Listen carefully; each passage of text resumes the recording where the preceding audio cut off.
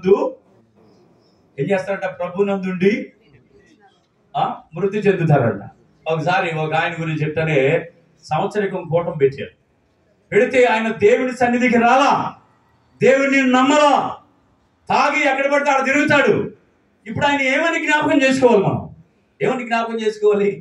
వాక్యం సెలవిస్తుంది, నీతిమంతులను జ్ఞాపకం చేసుకున్నాడా ఆశీర్వాదకరం.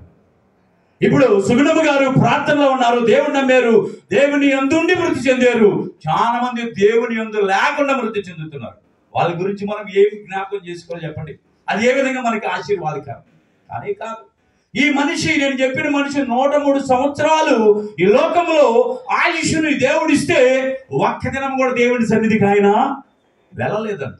ఒక్క దినము కూడా దేవుని సన్నిధికి వెళ్ళలేదు. ఏమని పొగడాలి ఆయన మనం చెప్పండి?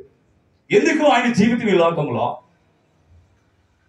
పంది కనినట్టు పిల్లల్ని కానీ అన్నిటినీ సంపాదించి అన్నిటినీ అనుభవించి దేవుడిచ్చినటువంటి ఆయుష్ను అనుభవించి ఒక్క దినము దేవుడి సన్నిధిలో గడపకుండా మృతి చెందితే ఏమని జ్ఞాపకం చేసుకోవాలి ఆయన గురించి?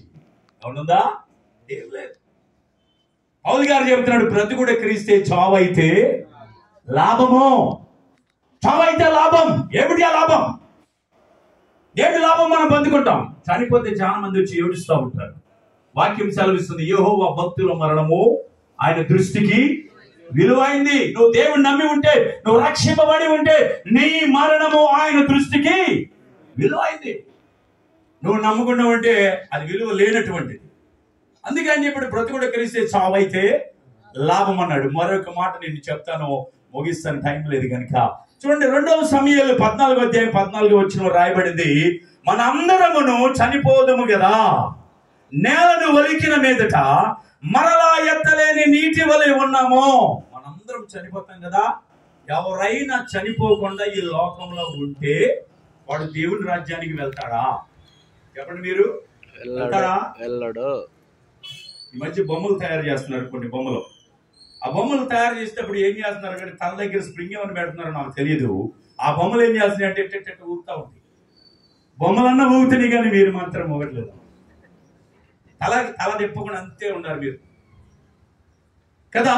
ఇప్పుడు మనం ఈ యొక్క వాక్యం చదివితే, మనం అందరము చనిపోదాము కదా, నేలను ఒలికిన మీదట మరలా ఎత్తలేని నీటి వలె మనం ఉన్నాము.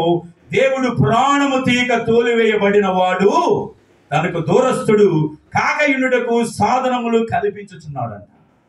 భూమి మీద నీళ్లు పోస్తే మరలా ఎత్తగలిగినటువంటి వారు ఎవరు చెప్పండి? ఎవరిని ఎత్తగలరా? బిందులు బిందులు నీళ్లు పట్టుకొస్తాం, పారబోసి మళ్ళీ ఎత్తగలమా? మన వల్ల కాదు, ఎవరి వల్ల కాదు. దేవుడు ప్రాణము తీయనటువంటి వాడు ఎవడైనా ఉంటే వాడు దేవునికి దూరస్తుడంట. వాడు